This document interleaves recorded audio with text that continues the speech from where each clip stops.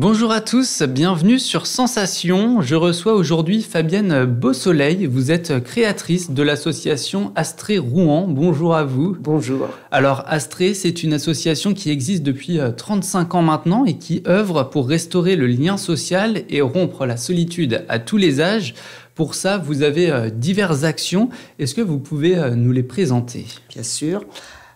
Donc l'association Astrée existe effectivement depuis 35 ans et l'antenne de Rouen a été montée il y a 3 ans, 2 ans et demi, presque 3 ans. Donc nous avons deux axes principaux. C'est l'accompagnement des personnes qui souffrent de solitude. L'originalité d'Astrée, c'est qu'on intervient à tous les âges de la vie. C'est-à-dire qu'on n'est pas spécialisé dans une catégorie de personnes. On intervient à partir du moment où la personne est majeure. 18 ans, on peut intervenir.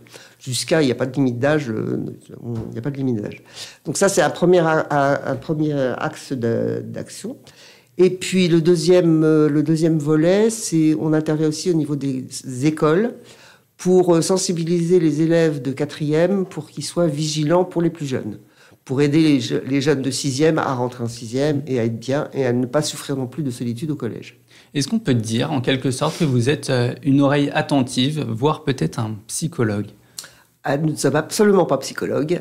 Les bénévoles ne sont absolument pas... Ils sont formés à l'écoute, mais ils ne sont absolument pas ni psychologues, ni assistantes sociales, ni éducateurs. Ce sont des personnes lambda qui ont fait un autre travail complètement différent avant, qui ont pu travailler dans le social, mais pas spécialement. Mais ce sont des personnes qui sont ouvertes et sensibilisées à la solitude. Aujourd'hui, en France, 19% des Français estiment se sentir seuls. C'était 13% il y a 2 ans, 18% l'an dernier. Tout à fait. Vous avez parlé de formation. Comment vous avez été formé pour les aider, ces personnes ? Alors, il y a une formation obligatoire à Astrée, qui est donnée par Astrée d'ailleurs, par l'association, par le siège social à Paris. Et les personnes sont formées à l'écoute, parce que c'est une écoute bien particulière. C'est une écoute sans jugement, c'est une écoute sans donner de conseils, sans dire aux gens ce qu'il faut qu'ils fassent, voilà, tout à fait. Et c'est une oreille attentive et empathique, si vous voulez.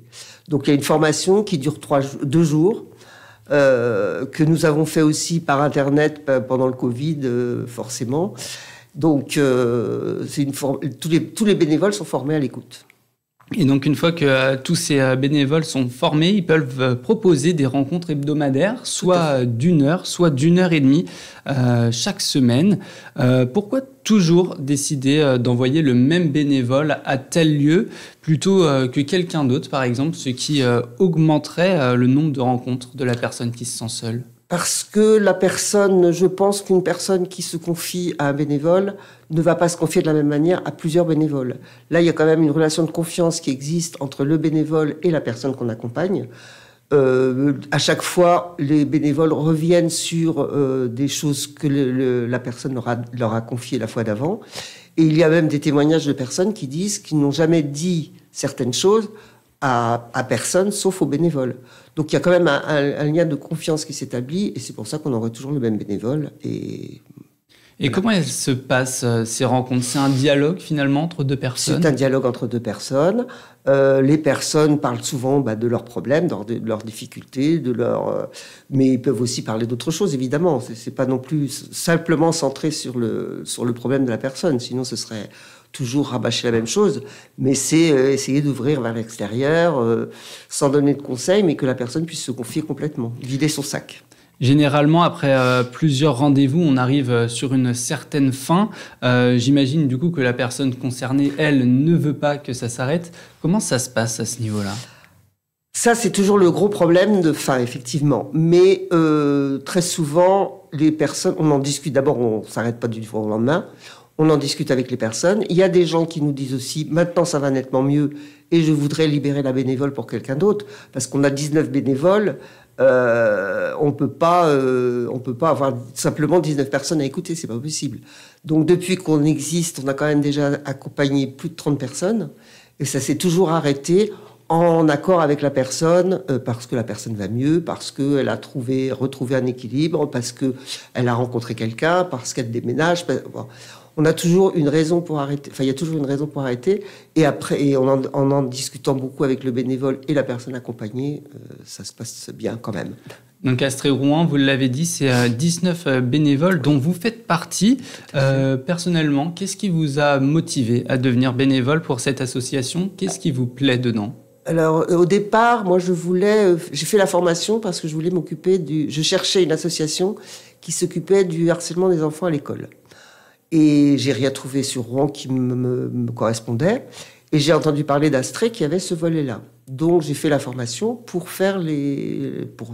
être dans les collèges. Et comme j'ai fait la formation pratiquement au début du Covid, enfin, juste avant le Covid, je me suis retrouvée donc avec cette formation et sans pouvoir rentrer dans les collèges à ce moment-là. Du coup, j'ai trouvé des bénévoles pour faire l'accompagnement des autres personnes et on a surtout axé notre action pour l'instant sur les personnes. Pour rompre la solitude à tous les âges et aider ceux qui font face à des épreuves dans la vie, Astrid agit au moyen d'une expertise en matière d'écoute et d'accompagnement auprès des adultes, des établissements scolaires et aussi de partenaires. Oui. Généralement, les gens ils sont réceptifs à vos interventions. Est-ce que vous avez des retours ? On a beaucoup de retours. Alors, j'essaye de faire régulièrement un point avec les personnes qu'on accompagne. Toujours en accord avec les bénévoles, bien sûr. Enfin, je tiens au courant, c'est très transparent. Et j'ai vraiment des retours. Là, j'ai génial, super. Ça, c'est des retours de personnes. Pas de mots pour décrire le bien que m'apporte X. Sans vous, je ne sais pas ce que je serais devenue. Vous êtes merveilleux et je suis heureuse d'avoir croisé votre chemin. Que du bonheur. Ça, c'est une personne qu'on accompagne qui nous a dit ça. Toujours parfait. Une autre personne, toujours parfait. X a une écoute attentive, sans jugement, et je sais que je peux tout lui dire. Ça m'aide à voir clair.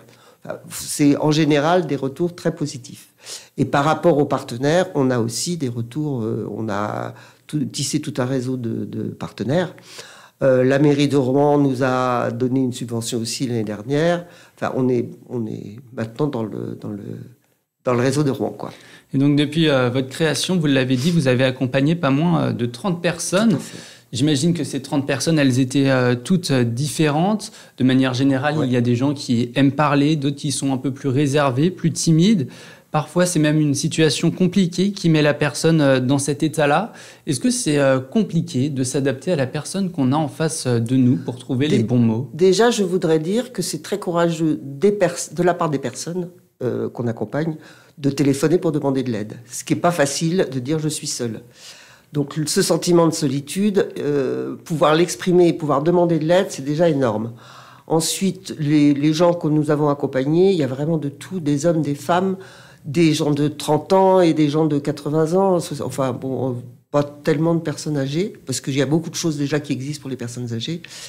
Donc, on a des personnes de 40 ans, 30 ans, enfin, toutes les situations possibles.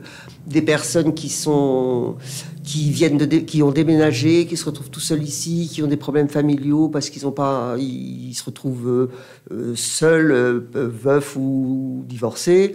Les enfants sont loin, donc voilà. Je ne me rappelle plus de la question. C'est pas grave, c'était trouver les bons mots justement pour... Trouver les bons mots, je pense que les bénévoles trouvent les bons mots. Alors après, lesquels, je ne sais pas, mais ils trouvent les bons mots. En tout cas, au vu des réactions, on pense qu'ils trouvent les bons mots. A priori, oui, vous avez commencé votre réponse en mentionnant le fait qu'il fallait appeler, que c'était très courageux. À quel moment on peut se sentir considéré comme vraiment seul ? À partir du moment où on en souffre, parce qu'on peut très bien être seul et très heureux et pas besoin d'être accompagné. Là, c'est vraiment quand la solitude pèse, qu'on n'a plus le courage de rien faire, qu'on tourne en rond chez soi et on n'a plus envie même de sortir. C'est à partir du moment où on souffre de cette solitude. La solitude imposée, si vous voulez, parce qu'on peut très bien être chez soi en se disant, si j'ai envie d'appeler quelqu'un, j'ai un copain à appeler. Mais on peut aussi être chez soi en se disant « mais qui je peux appeler ? J'ai personne ». Et donc là, on en souffre. Et c'est là que vous intervenez. Voilà, tout à fait. Vous êtes ouvert à Rouen depuis 2020. Est-ce qu'en 3 ans, très rapidement, vous avez pu voir une évolution au niveau des demandes ? Les demandes, c'est très, très... par moment, on n'en a pas du tout pendant un mois. Ensuite, on en a 5 de suite. C'est vraiment complètement... c'est aléatoire c'est en fonction de la période, en fonction du temps. En hiver, on en a plus qu'en été. Il y a des choses comme ça, parce que le soleil, ça fait quand même un peu de bien. Mais on en a régulièrement, de toute façon. Merci Fabienne Beausoleil d'avoir été avec nous sur Sensation. Et pour revoir et réécouter cette émission, oui, pour rappeler justement le numéro, vous pouvez me le donner rapidement. 07 69 56 50 74. N'hésitez pas. Merci Fabienne Beausoleil d'avoir été avec nous sur Sensation. Merci bien.